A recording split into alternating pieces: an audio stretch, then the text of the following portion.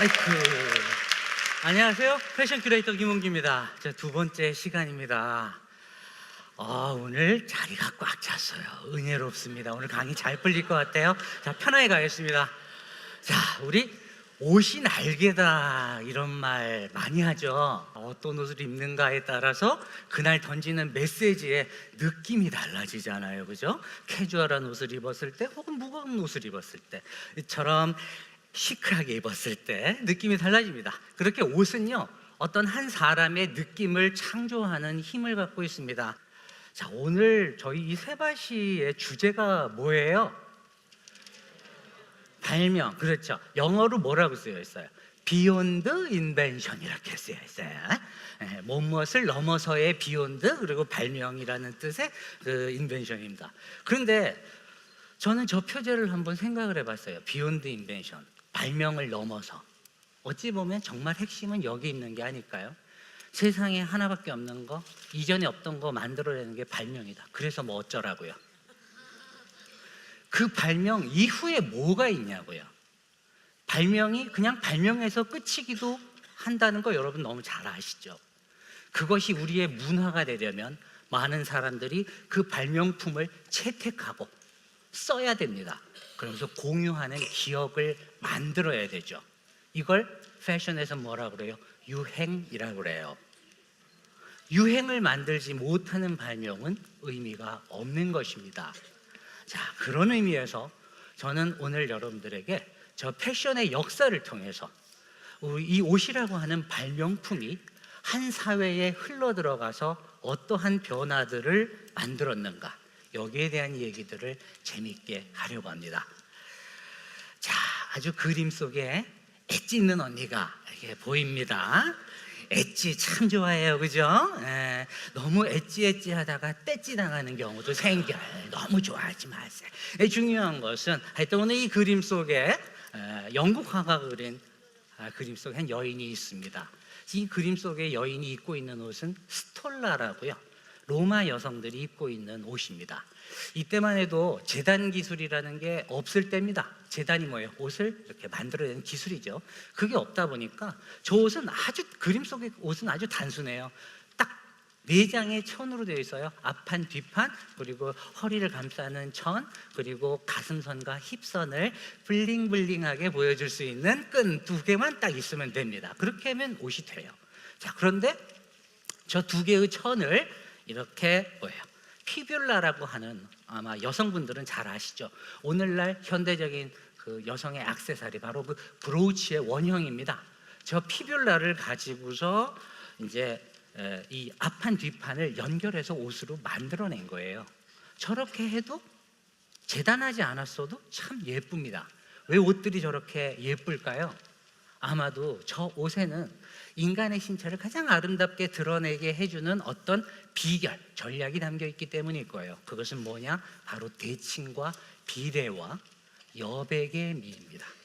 요 3가지가 결합이 되면, 자, 우리의 역사에서 새로운 아주 멋진 미 개념이 나오게 됩니다. 그게 뭐냐면 바로 엘레강스입니다. 우리 앙드레 김 선생님이 너무나도 사랑하셨던 말이죠. 엘레강스. 우리가 그거를 항상 우아함이라는 뜻으로 번역을 하는데, 실제적으로 이 엘레강스의 라틴어는 그 우아함이라는 뜻과는 좀 거리가 멀어요. 무슨 뜻인가 하면은 굉장히 심혈을 기울여서 선택한다라는 뜻이 있습니다.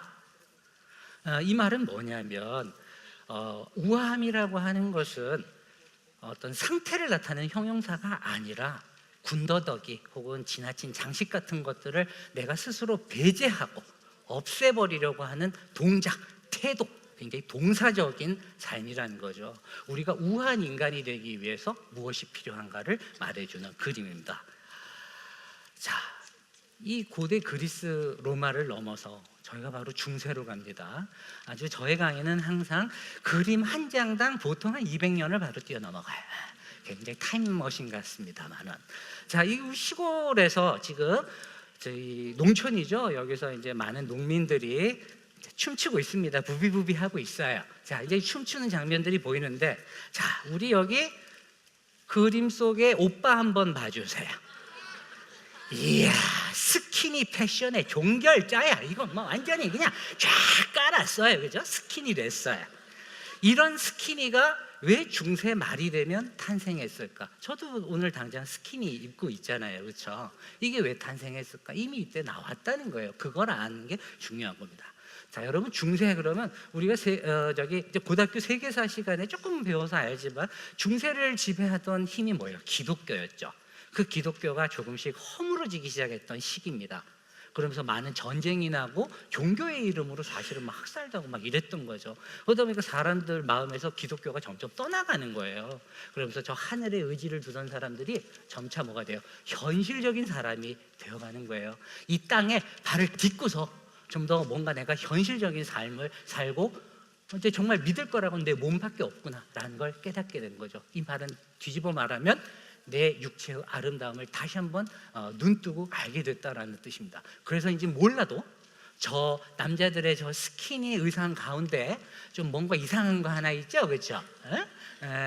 그 성기 주머니입니다. 저게 바로 코드피스라고 불리는 건데 저 안에다가 헝겊을 여러 개 넣어서 이렇게 더 풍성하게 하고 다녔다고 그래요.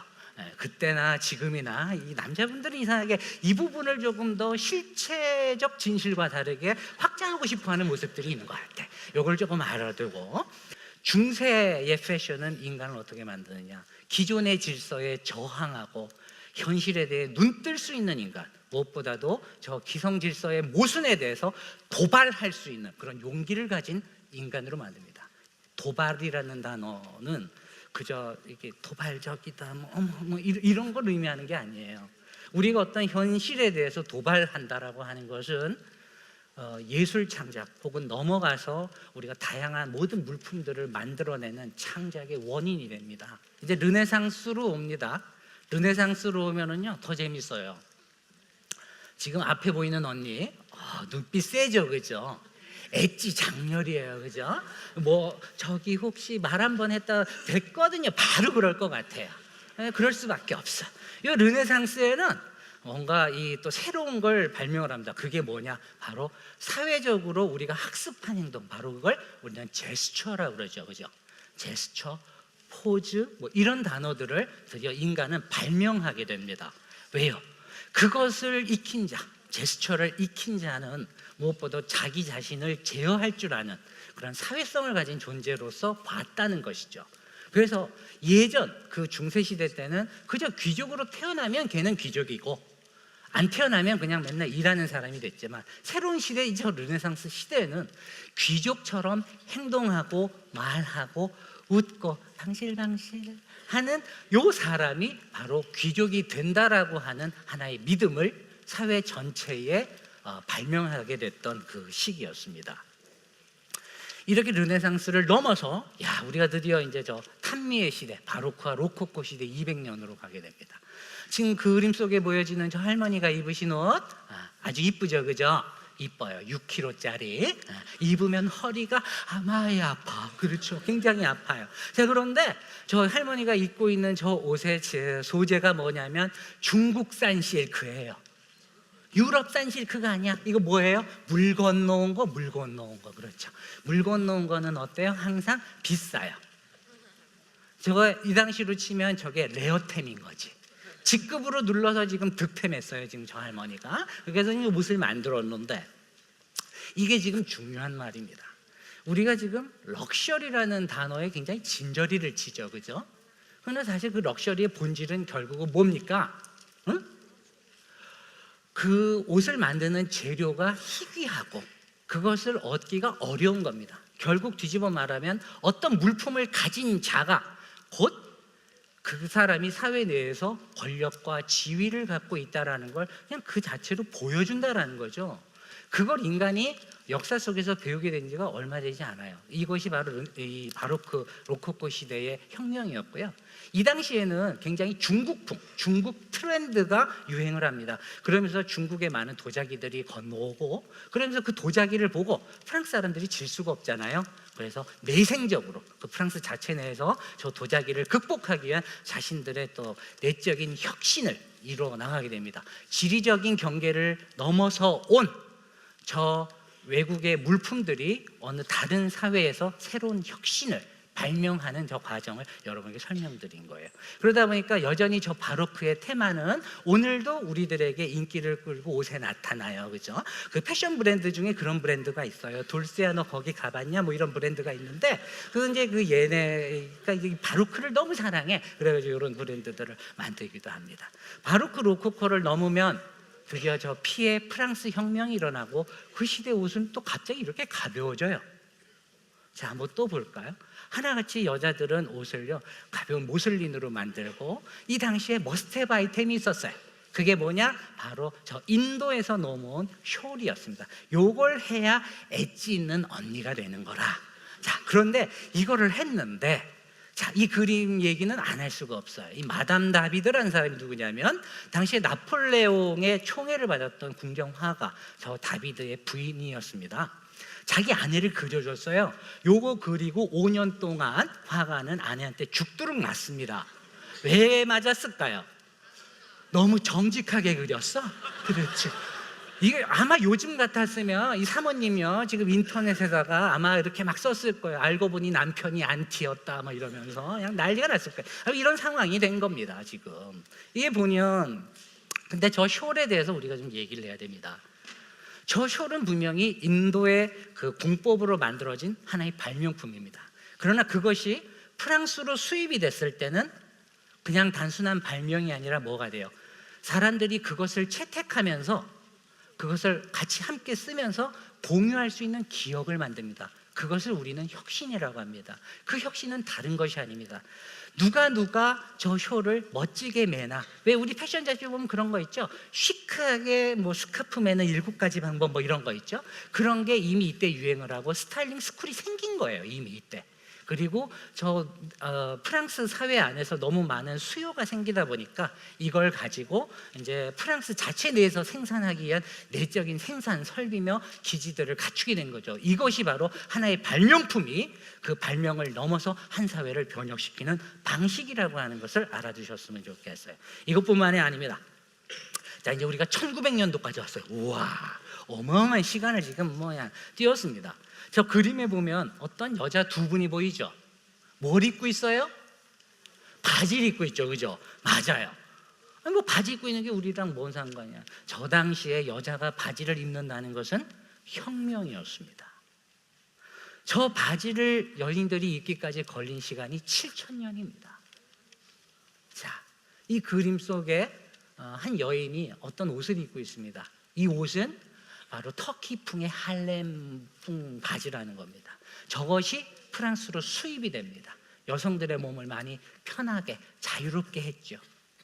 그러면서 여성들은 자신의 신체에 대해서 다시 자각하고 깨기 시작합니다.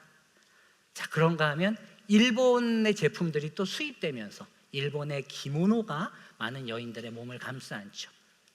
이것 또한 하나의 변혁이었습니다. 여성들은 들고 일어섭니다.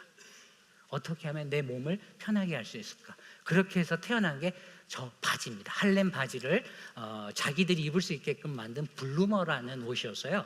근데 여기서 한 가지 아셔야 됩니다. 바지를 단순하게 입었다가 중요한 게 아니라 바지를 입기까지 그 혁신이 일어나기까지 무슨 과정을 겪었느냐라는 거예요. 그 터키풍 바지는 원래 일상복이었어요. 하지만 이것이 아까 전에 자전거 타는 여인들의 모습에서 봤듯이 뭐예요? 스포츠웨어가 된 겁니다. 스포츠웨어. 그만큼 사용의 맥락을 바꾼 겁니다.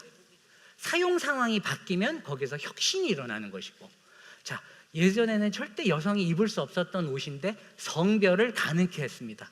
성의 경계를 넘었습니다. 그 두 가지가 가능해지면 혁신이 일어난다라고 하는 사실 아셔야 됩니다. 이걸 보고 또 이렇게 다양한 일본 옷들을 디자이너들이 아이디어를 얻어서 아까 전에 얘기했던 그 디자이너가 이렇게 만든 게 있어요. 이제 우리가 마지막으로 왔습니다.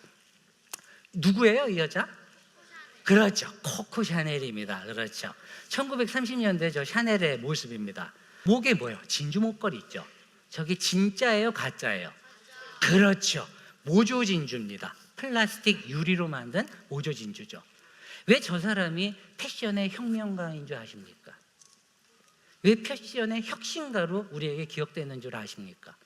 보석을 사용하는 목적에 대해서 다시 정의를 내렸기 때문이에요. 옛날 사람들은 보석을 쓰는 것을 왜 썼느냐? 나 자신의 부를 자랑하기 위해서 썼어요. 그런데 코코 샤넬은 얘기합니다. 여자가 보석을 사용하는 것은 자신의 부를 드러내기 위함이 아니라 아름다워지기 위한 것이다. 이것은 두 개의 별개의 문제다 라고 규정을 해줍니다. 그렇게 하기까지는 바로 저 1905년에 일본인 미키모토가 만들었던 저 인조진주도 한 몫을 하죠. 기술적인 혁신이 우리 사회 전반에 어떤 보석을 착용하는 태도요, 정서 자체를 확 바꾸는 그 혁신을 이뤄냈다라는 걸 여러분이 아셔야 돼요. 이게 바로 아까 전에 그 샤넬이 쓰던 블링블링한 뱅글 되겠습니다. 자, 그 당시에 저는 그 여인들의 몸을 편하게 하던 그 옷과 더불어서 뭐가 만들어지겠어요? 여인들의 클러치, 가방이 탄생하는 거예요. 이렇게 혁신이란 어느 발명 하나로 끝나는 것이 아니라 그것이 사회 전반으로 이렇게 쑥 쓸고 지나가면서 다양한 변화를 함께 만들고 거기에 동참할 때 혁신이 일어나는 겁니다. 이제 그 강의를 마칠 때가 됐습니다. 제가 오늘 강의 오기 전에요, 여러분 그 학교에 갔는데 지금 오늘이 단풍 마지막 날이래요. 담쟁이 덩쿨이 정말 너무 예쁘게 졌더라고요. 저는 담쟁이 덩쿨을 볼 때마다 항상 그런 생각을 해요. 저 덩쿨들은 어떻게 저 높은 벽을, 장벽을 넘어갈까? 우리는 항상 시대의 장벽에 부딪혀서 괴사할 때도 참 많은데 쟤들은 참 좋겠다. 어떻게 저렇게 장벽을 넘어갈까? 간단합니다. 저 담쟁이들은요, 서로의 몸을 고리로 만들어서 연결합니다. 그러면서 자기가 그 살아가고 있는 저 벽면을 하나의 옷처럼 덮어버리죠. 그렇게 해서 혁신을 만들어내고 변화를 만들어냅니다. 여러분, 저 이 마지막 슬라이드에 있는 보석을 뭐라고 하냐면 앙트랑블랑이라고 합니다. 저게 뭐냐면 흔들리는 이라는 뜻을 가진 보석입니다. 원래 그 수술 부분이요, 이렇게 그 스프링을 달아서 바람이 불면 막 흔들려요. 자, 그런데 사람들은 저렇게 바람에 떨리는 장치를 보면 더 아름답다라고 느꼈답니다. 우리는 항상 혁신 앞에서 떨고 미지의 것 앞에서 쫄기 쉽고 움츠리기 쉽습니다. 하지만 우리가 서로 연대하고 고리를 만들어서 손을 잡고 가면 하나의 발명품이 세상을 움직이죠. 그런 세상 속을 만들 수 있는 여러분들이 바로 지금 당장 어떤 의사결정 앞에서 흔들리고 내가 어떻게 해야 될지 갈팡질팡할 때 두려워하지 말라는 거예요. 그 떨림이야말로 바로 저 바람 속에서 떨림으로써 더 아름다움을 만들어내는 저 보석처럼 여러분도 그 아름다운 보석이 될 거라고 저는 믿습니다. 여기서 강의 마치겠습니다. 규봉입니다.